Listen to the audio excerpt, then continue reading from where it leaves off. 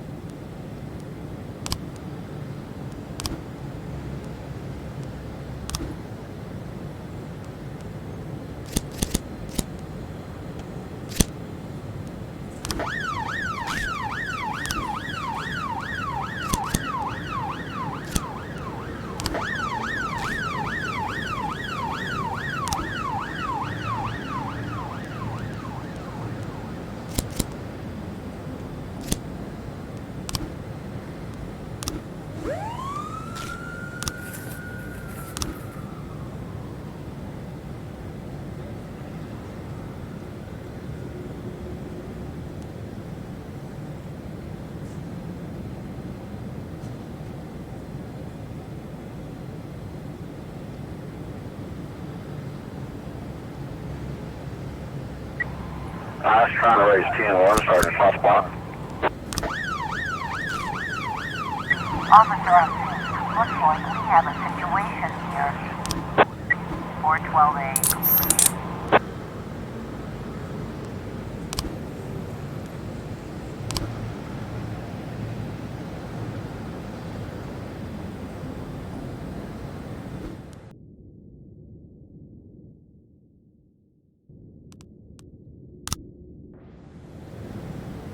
.415 in progress.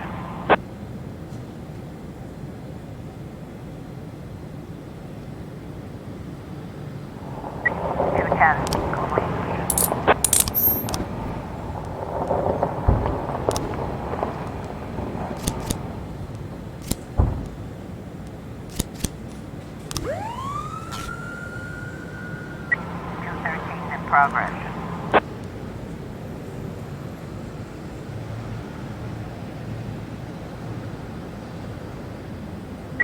.415 complete.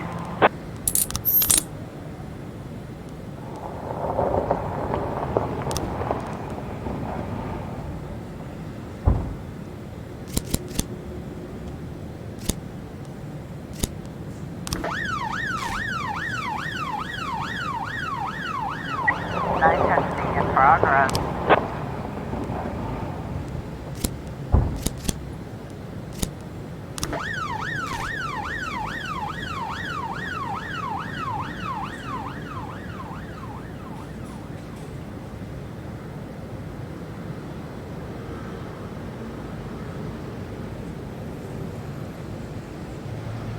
We've got a situation here. 511 in progress.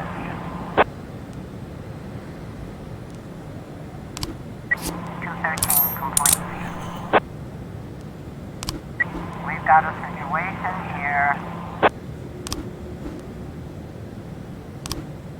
910C complete.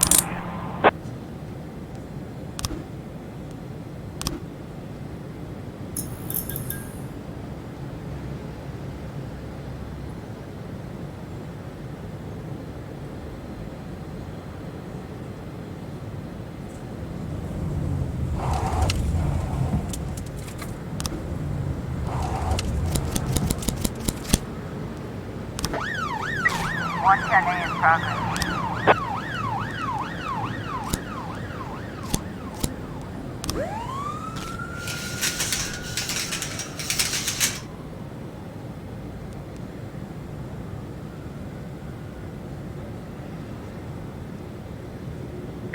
In progress.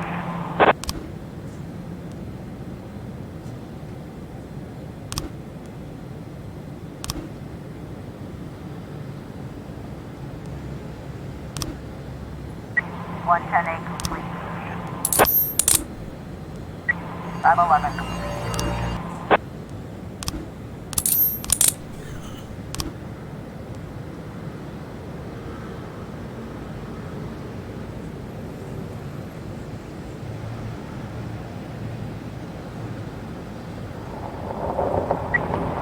.12 in progress. 612 complete.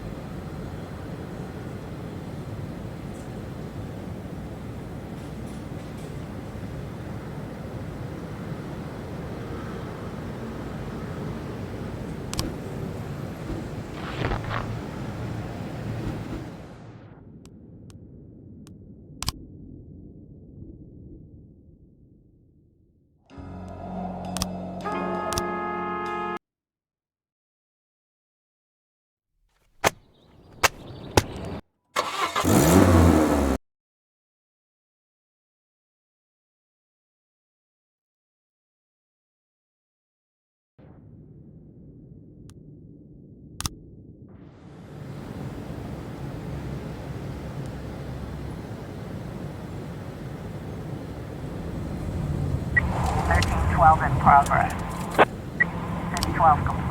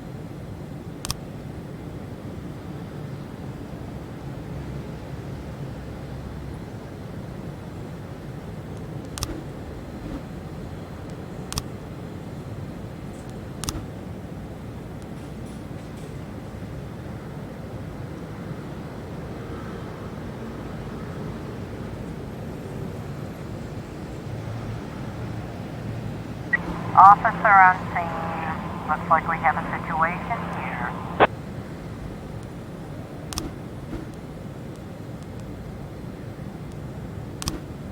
711 complete.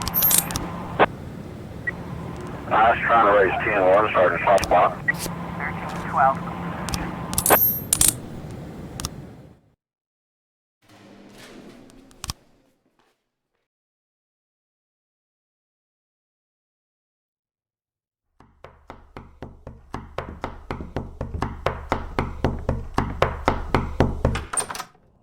Mr. Boyd, I am Agent Avrahami, and this is Agent Roberts. You'll have to come with us.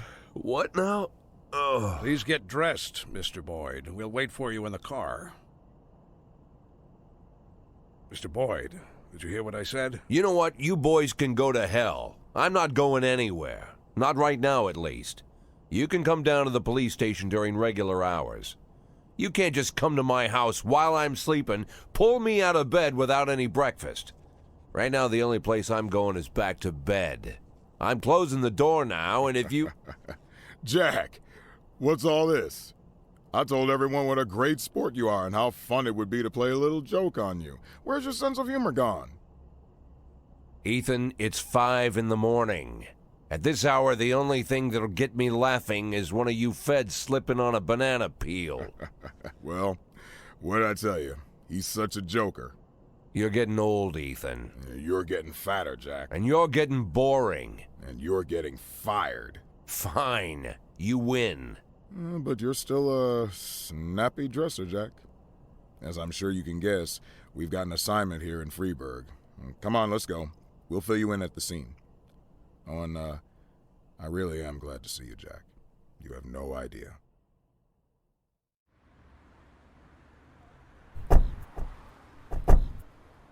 Meet Jack. And this is Agent Suresh, Agent Kumaro, Agent Ellis, and Agent Dixon. Jeez, how many men did you bring? 11 people on my team, plus 2 heads, but they're still asleep at the hotel. We got to Freeburg a couple hours ago.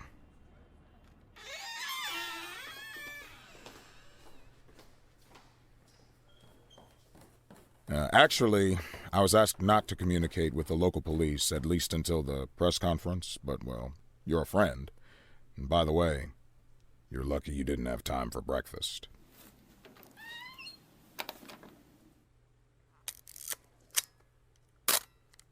Now, the press are calling him the Dentist. Just like every other fucking maniac, he's got his own stupid nickname. We spent 19 years chasing this guy. The MO is always the same. He kills young women in a small town, drops out of sight, and then reappears on the other end of the country with a fresh set of victims. He kills without hesitation, stuns the victim, then strangles her while she's unconscious. And that's when things get fun.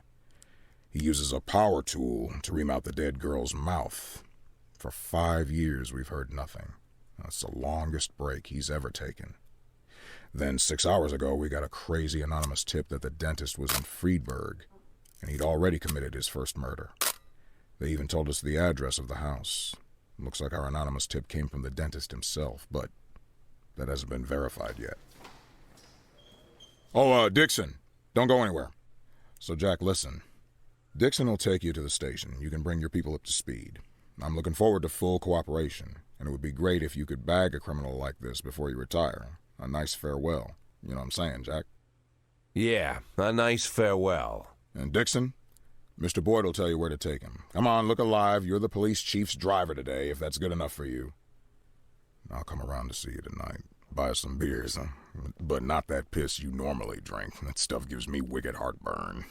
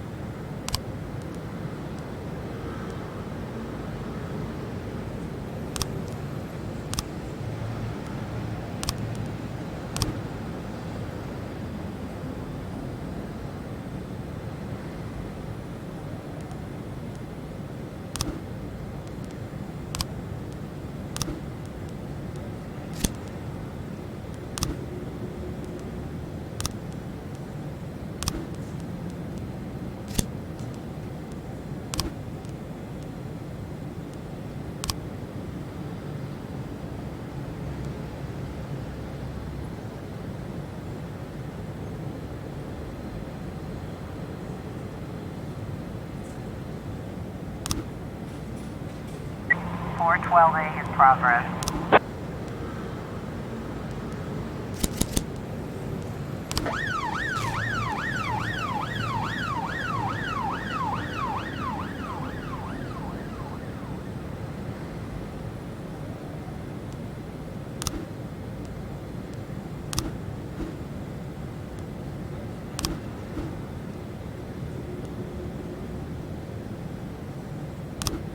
410A in progress.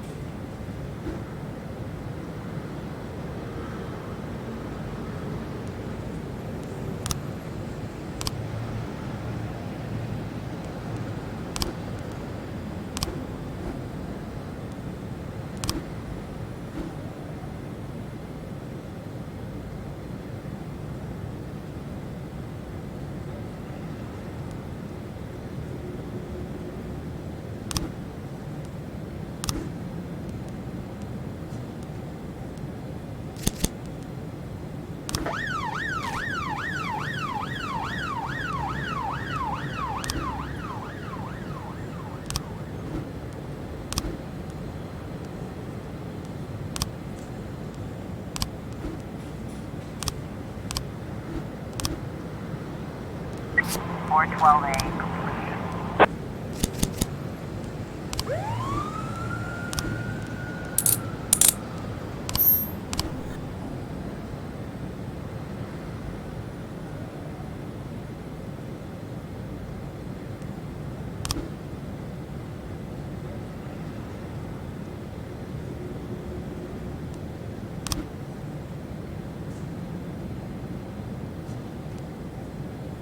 Four 10A complete.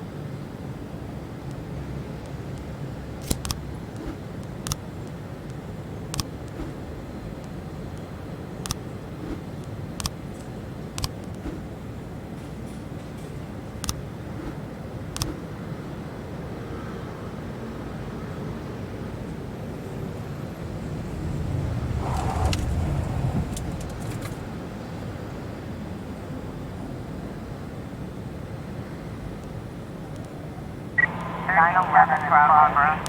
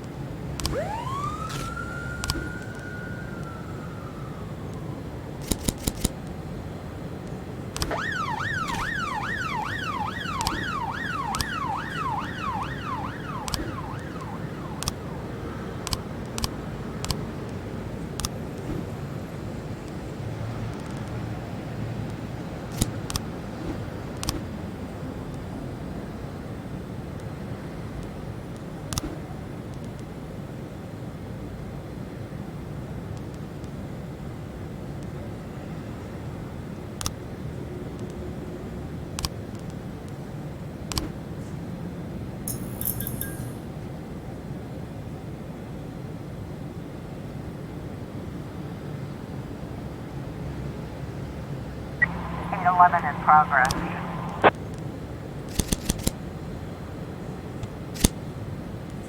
We've got a situation here.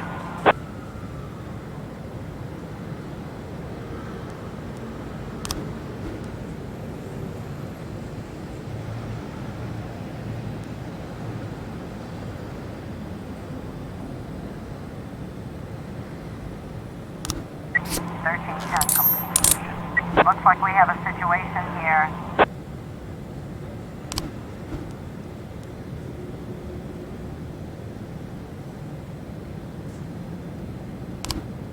911 complete.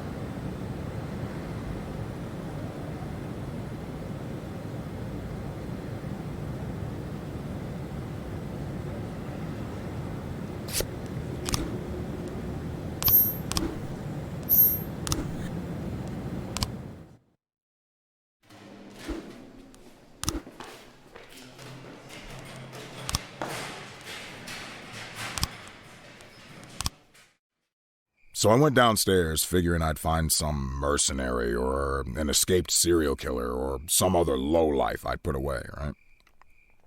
But when I hit the lights, I saw a young kid. Couldn't have been 20. Skinny, dirty. Didn't even have a real weapon, just a rusty shiv. He just stood there, didn't say anything. My whole career, I've been staring down the most dangerous people in the country, and the only one to get into my house and scare my family to death was just some kid about to crap his pants. And I pointed my gun at him, and he just stood there with his mouth open. Bad luck for him.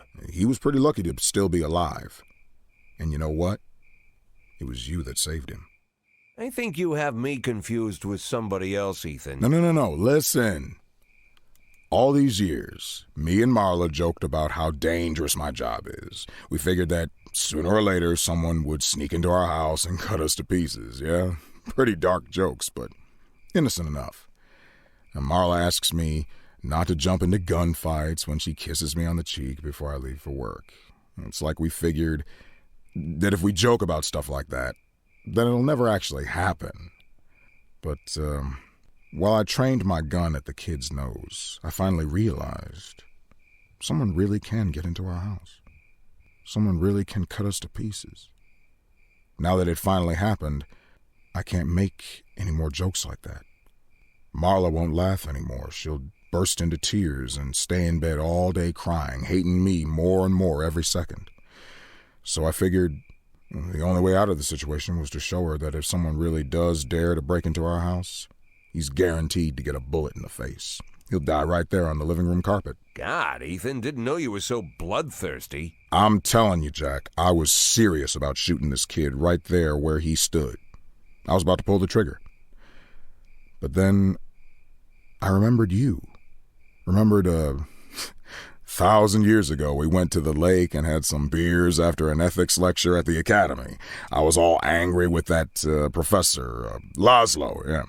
Remember what he always told us? Being a good policeman is very simple. You just need to keep doing the right thing. I hated those pretentious speeches. I cussed Laszlo up and down and said, if you always do what's right, you've turned yourself into a robot. And you just sat there, drunk eyes staring into the distance. And you were all calm and said, no, Ethan, it's the other way around. To do the right thing takes everything you got as a human. I said that. Oh, what an idiot I was. Come on, Jack, it's not funny. When things get bad, it's those moments you gotta be hopeful and stay human. And I did just like you said. I stayed human. And then I slapped the cuffs on the kid in one quick move, just like Bobby Flash. Bobby Flash? What? You don't remember Evening Freeburg, the old news column? Stories about the cop hero Bobby Flash? Yeah, I heard they even published a book a few years ago. Oh, that Bobby Flash. Yeah, that Bobby Flash. How can you not remember Bobby Flash? We all argued at junior high about which one of us would be Bobby Flash when he grows up. Oh, I'm no Bobby Flash. A hero cop would never think about shooting a terrified teenager.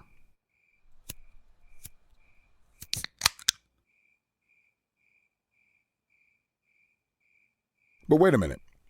If I'm not Bobby Flash, then maybe you are. Yeah, maybe so.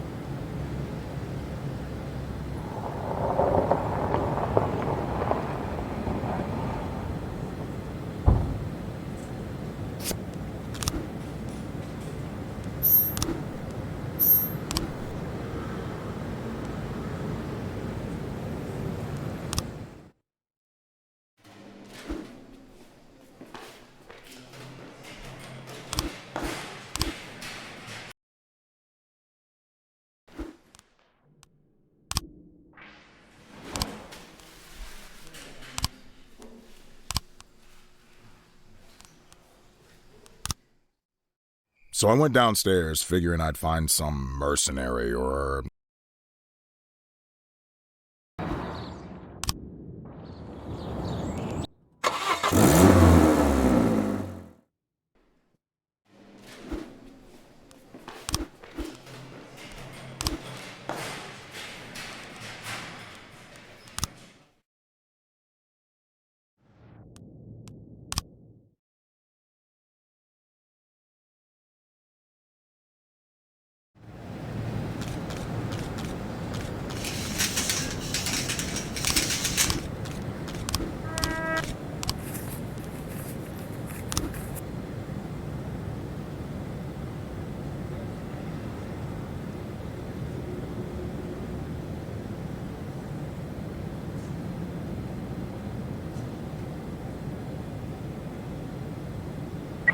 1111B in progress.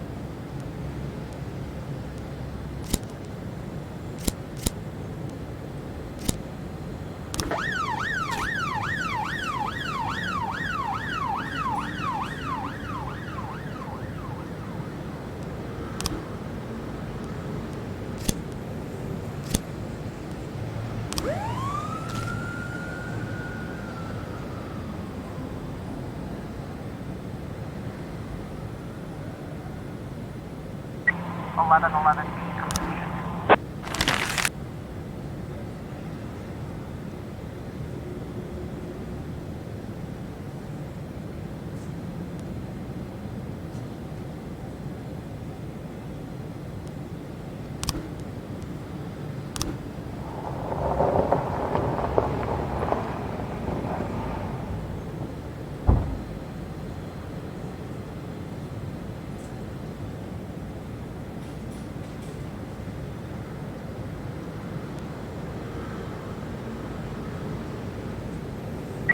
Or 12B in progress.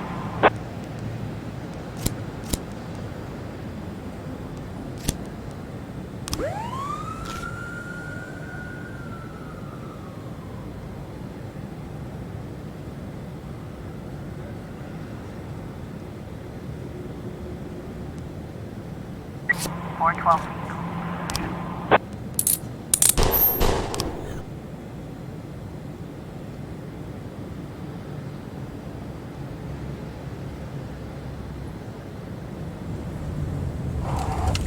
710A in progress.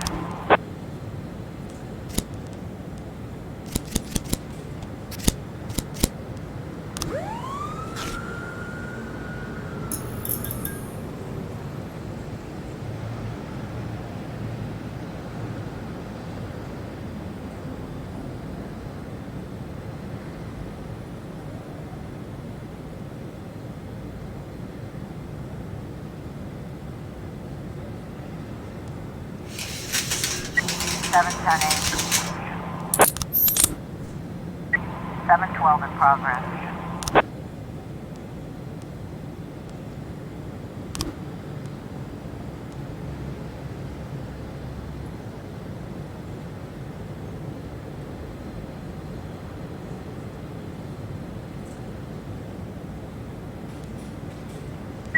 Or 10B in progress.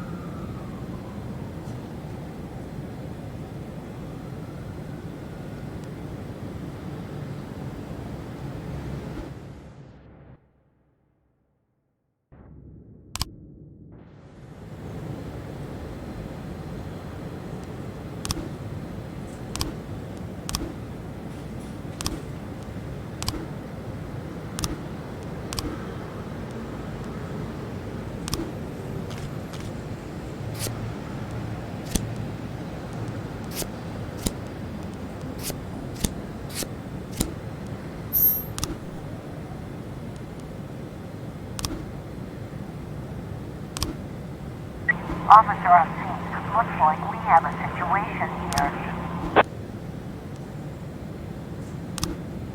712 complete. We've got a situation here.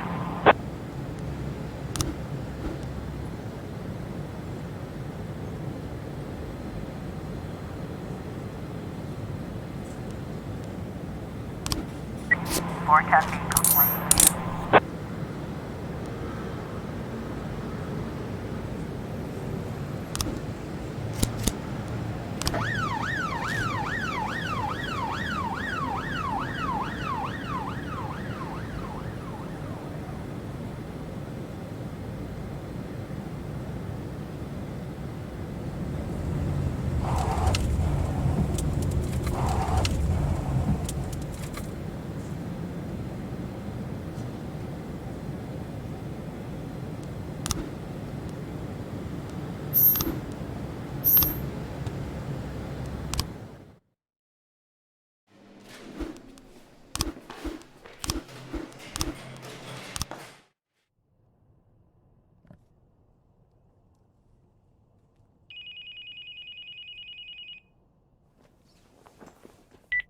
Boyd here, and I hope you have a hell of a good reason for calling me in the middle of the night. I'm sorry, Mr. Boyd.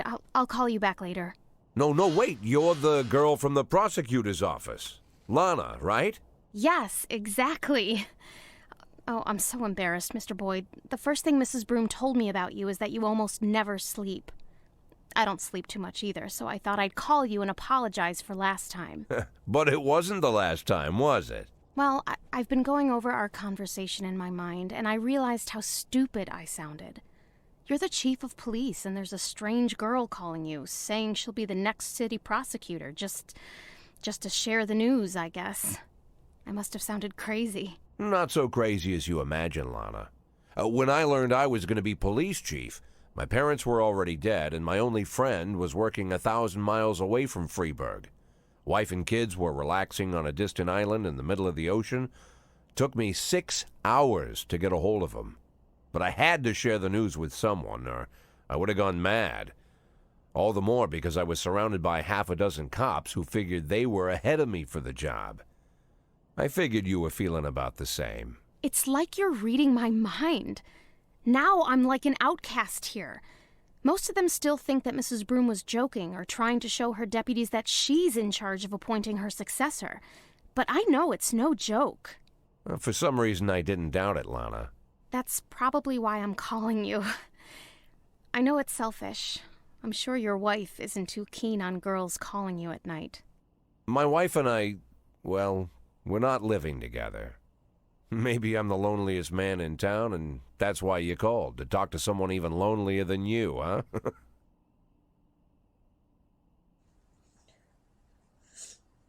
Lana? You know, Mr. Boyd, maybe I'm an idiot, but until this moment, I didn't realize how lonely I am.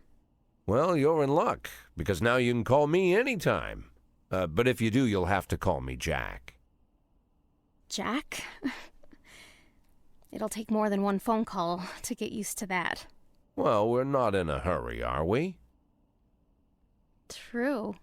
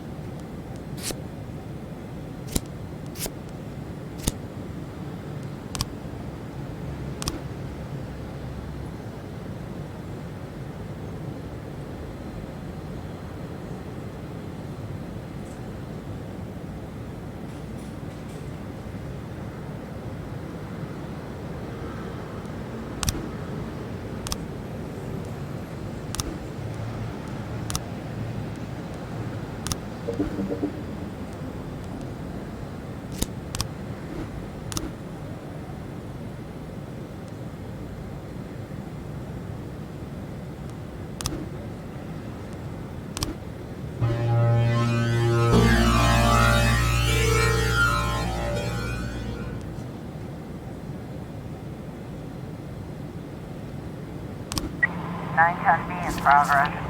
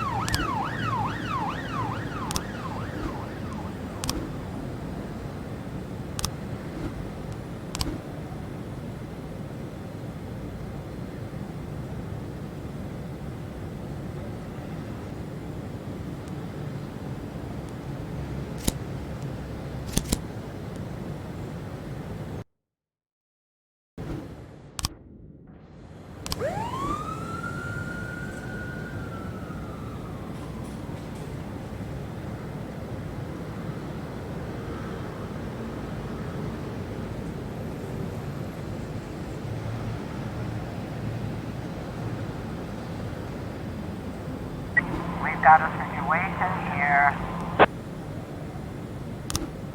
910B complete.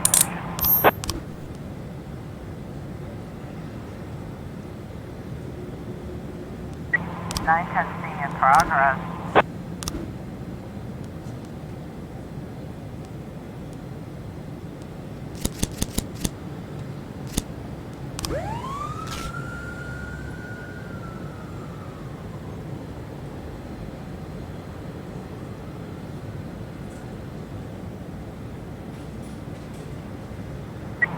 A in progress.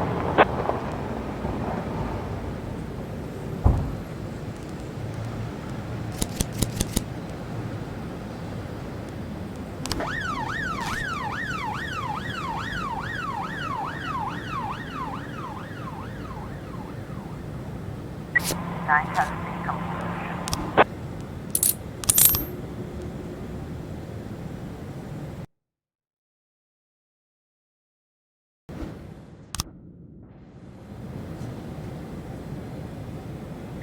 311A complete.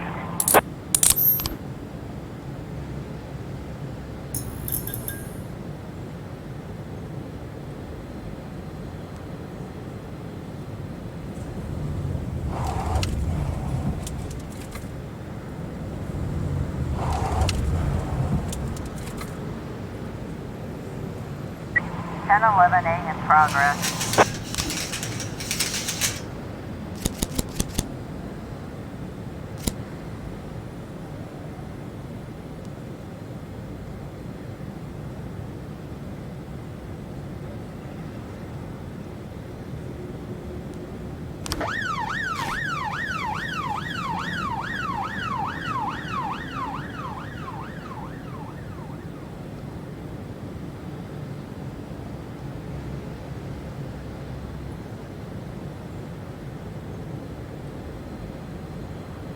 Ten 11A complete.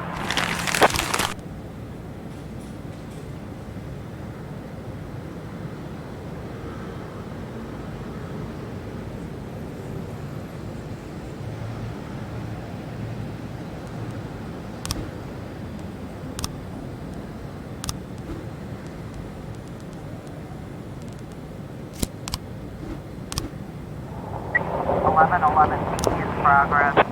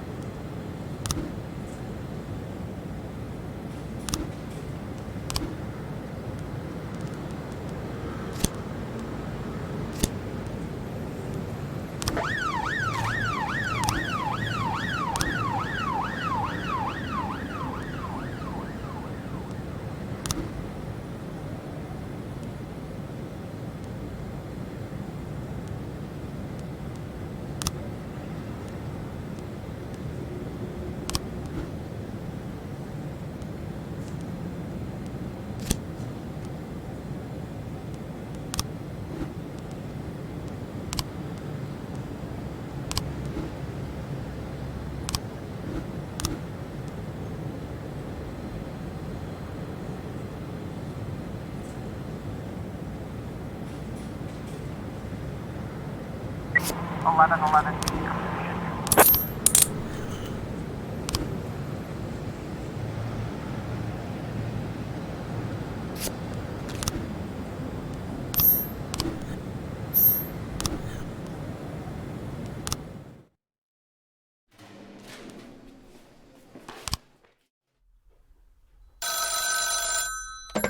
Boyd. Well, finally, Jack. I've been dying to reach you these past 2 weeks, but I thought I should give you some time to recover your strength. How are you feeling? Better than ever, Mr. Sand. Touched by your concern. Well, I hope this doesn't sound too sentimental, Jack. But while you were laying in a coma, I thought about our last meeting many times. It was such a fascinating conversation. You said it yourself.